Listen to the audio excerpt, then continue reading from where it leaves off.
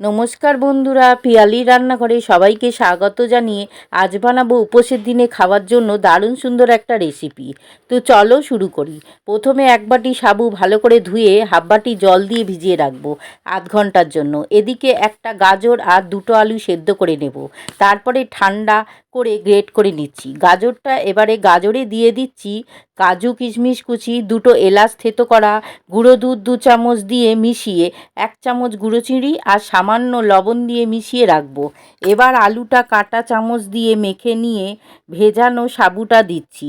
ঝাল অনুসারে কাঁচা লঙ্কা কুচি, কিছুটা ভাজা চীনাবাদাম গুঁড়ো, 1 চামচ জিরে গুঁড়ো, স্বাদ অনুসারে লবণ দিয়ে ভালো করে মেখে 1 চামচ গোলমরিচ দিয়ে মিশিয়ে তারপরে হাতে একটু তেল লাগিয়ে কিছুটা সাবু মাখা হাতে নিয়ে চ্যাপ্টা করে এবার এক ধারে গাজরের পুরটা দিয়ে অর্ধেকভাবে চেপে দিতে হবে।